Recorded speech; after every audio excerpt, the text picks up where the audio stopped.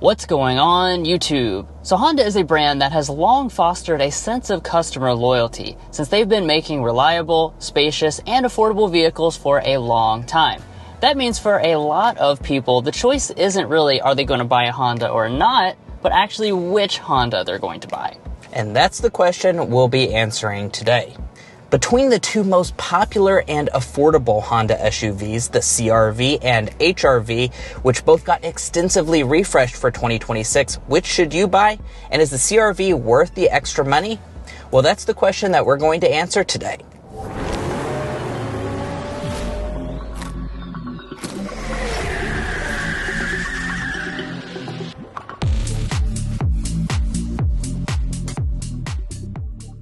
So like we mentioned at the introduction, while these two share a lot of common characteristics, they are indeed in different vehicle segments.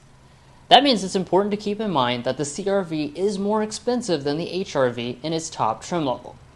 And if you're looking to buy one, make sure to check out carconfections.com/newcarquotes to get the best price and access to invoice pricing information. But let's start by jumping right into the exteriors, where you can certainly see some family resemblance. They have tasteful and simple designs, which many Honda shoppers appreciate. Between them, the CR-V has a larger and slightly more aggressive grille shape, since its top trim is called Sport Touring. As a matter of fact, the CR-V is sharper all around with its styling, especially seen in the rear designs. We don't score the appearance of vehicles in our comparisons, but we'd love to hear what you guys think in the comments below. What we do score are all the various features and differences, so let's get into those. Starting with the headlights, both have the same full LED arrangements, with things like LED turn signals as well, but neither of them have fog lamps. Walking around the vehicles, you'll notice the CR-V features larger wheels, coming in at an inch bigger, 19 inches versus 18 inches in the HR-V. We will address ride quality later on for those concerned. And, by the way, feel free to grab a notepad and adjust the score as you see fit based on your priorities. Lengthwise, the CR-V comes in at around 5 inches longer. Later on, we'll be addressing how that affects interior space and dimensions, so make sure to stay tuned. In the back, we have surprisingly nice lighting, just like the front. That being said, it's actually the less expensive HR-V that features full LED taillights, including the turn signal, which is something the CR-V skimps out on. They also both have spoilers and exposed wipers. Towing is not recommended in the HR-V, but small loads are fine in the CR-V. Heading on to the mirrors, each of them features heating and blind spot monitoring. And as far as every other active safety feature, they are included as standard equipment here as well to help you avoid crashes. That concludes the outside, so let's move on to the more important interiors and see how different or similar they are. But first, If you're new here, we're brothers and we've been reviewing cars since we were 12 and 16. We started young, and since then we have reviewed over 2,000 vehicles at every price point. No matter what you're looking for, from humble to high-end, we'd love for you to subscribe to be a part of our Car Confections family. Let's learn a lot and have some fun with all the latest cars. Heading to the interiors, both Hondas feature smart entry systems and the same key fob with remote start built in. After opening up the doors, you'll find cabins that have quite a few design similarities, but color isn't one of them. Our CR-V has the two-tone gray and black combination, compared to the full black HR-V interior, but both seats will be finished in real leather. They additionally have seat heating, but only the CR-V includes lumbar support and memory seats, which is not offered at all on the HR-V. Material quality is a broad category, so we're going to start by dividing it into solidity and material selections. In the first category, these two both feel very solid in construction when you press on the materials or do things like close the door. And when it comes to material selections, you may be surprised at just how close these two are. While HR-V has more areas of hard-touch plastics, it also has more areas with leatherette than the CR-V, so we'll have to call this area even.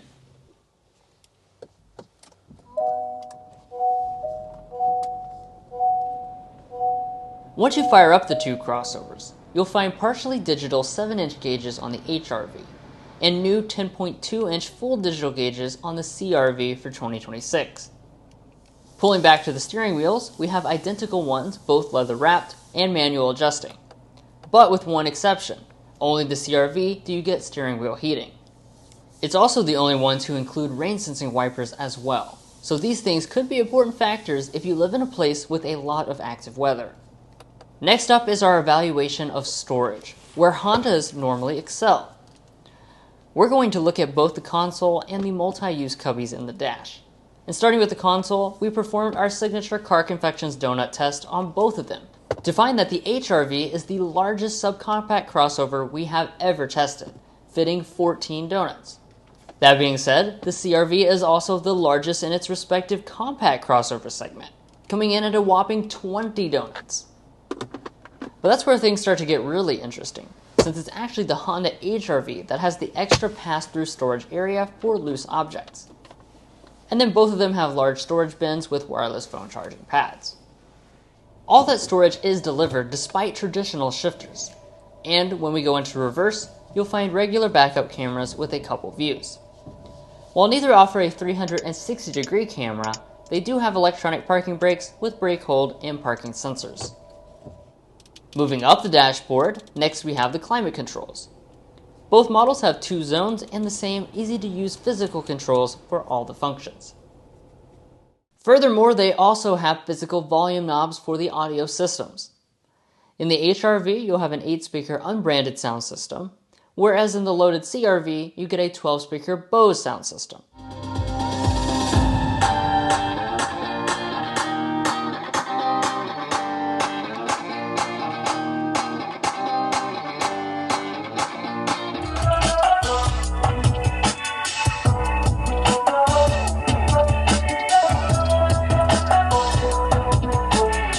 It does indeed have better audio quality for those concerned. Infotainment-wise, they both see some pretty big upgrades for 2026. They now have been upgraded to standard 9-inch screens on all trims for 2026. That means they have the exact same screen, but that's not the whole story. For whatever reason, Honda does not give you the same software on the HR-V, which means that it lacks things like Google built-in and Google Maps. Despite that, both include wireless Apple CarPlay and Android Auto if you prefer to just run off your phone. Wrapping up the front of the cabins, they have auto-dimming mirrors and normal-sized sunroofs. Now let's head into the back seats and the cargo areas, which are very important and different between the two. If you remember from the exterior part, the CR-V has a size advantage since it is a segment larger than the HR-V, which does indeed translate to more rear legroom. It has about an 8% advantage, and the headroom between them is nearly identical. As far as the features back here, the CR-V unlocks significantly more creature comforts. Even though we have the top trim of the HR-V, it does not have rear vents or USB connections. Plus, it does not have the ability to recline the seats or have a fold-down center armrest like the CR-V. Out back, the differences continue with the CR-V, including a power tailgate, which is unavailable on the HR-V. And then of course we have to discuss cargo capacity. Those with larger families or larger things will appreciate that the CR-V has an over 30% advantage in cargo capacity, both with the second row of seats upright and with them folded down. That's a very significant difference and something to keep in mind when choosing between them. That being said, only the HR-V has a spare tire, since the top CR-V trim is hybrid exclusive. Alright, we're done with the interiors now, but some of the most important things to consider take place on the test drive. So let's take this fight to the streets. So, do these two share the same powertrain? Not in the US at least. The HR-V is actually a completely different model in many other countries, but our American model only has a 2-liter naturally aspirated 4-cylinder engine. Meanwhile, most versions of the CR-V, including this top trim, use only Honda's 2-motor hybrid system. The HR-V's engine and power are adequate, but the CR-V certainly has a significant boost in both horsepower and torque. That means it accelerates quicker to 60 miles per hour and will provide a more enjoyable experience overall.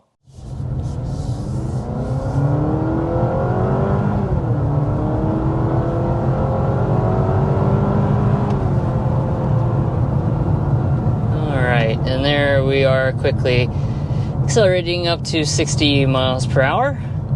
Now, when it comes to the Sport Touring model, this is one of the trims that comes standard with a hybrid system. So just to remind you guys again, you have a 1.5 liter turbocharged gasoline engine. That's really reserved for your lower trim levels, and then all your upper trim levels are going to be the hybrid exclusive trims.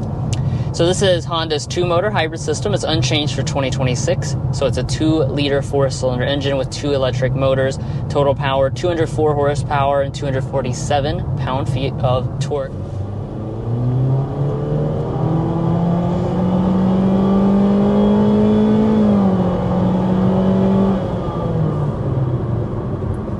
Alright, so that was an acceleration up to about 50 miles an hour. We are going up a little bit of an incline before this red light. It is a 2-liter naturally aspirated 4-cylinder engine, makes 158 horsepower and 138 pound-feet of torque. Overall, in terms of the acceleration, this is on the slower side. You could probably tell that. This segment, generally speaking, is just slower across the board. Compared to some of the rivals, though, this is on the slower side of the segment. Transmission-wise, we have a CVT in the HR-V and direct drive that behaves like an eCVT for the hybrid CR-V. Overall performance in both is responsive, and power is routed to the ground via all-wheel drive systems as equipped. Now, as far as your transmissions are concerned, we have a CVT on the traditional gas end or an eCVT-like transmission here with the hybrid models. Overall response, as you can see from that acceleration there, is very quick. Now, as far as the transmission is concerned, this has a continuously variable transmission, and it does have shift simulation on board as well. Ride and handling are strong for both models, but the CR-V will outmaneuver the HR-V, especially when it comes to the ride quality department. It isolates out all but the largest road imperfections and provides a very comfortable cabin for long road trips. For those concerned, both SUVs have pretty impressive driving dynamics. Body roll is well controlled and steering is accurate as it is in all Hondas.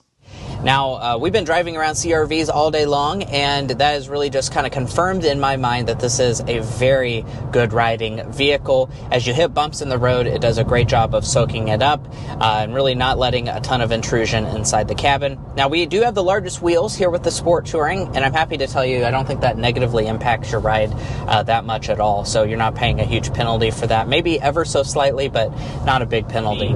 Now, when it comes to this, the HR-V does a pretty good job overall, even despite the larger 18-inch alloy wheels on the outside for this EXL model. I think it does a good job of soaking up the bumps when you hit them in the road. Now, out on the highway, sound insulation is important, which is why we take sound level readings of every vehicle we test here at Car Confections.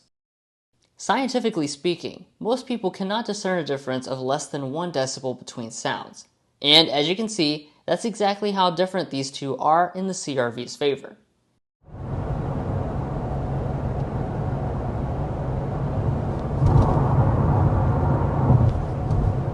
55.8 decibels is where we've settled in at.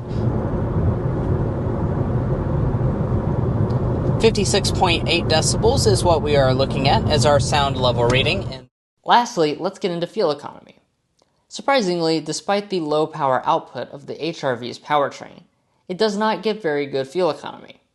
The hybrid CR-V will come in at a whopping 10 mpg better combined, which definitely adds up over the lifetime of the vehicle. Now let's break down the cost of these two and evaluate how much value each model is delivering.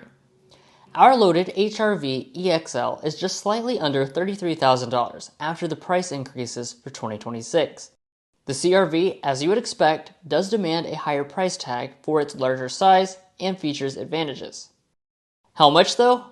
After it got a price increase for 2026, its fully loaded Sport Touring rings in at $43,000.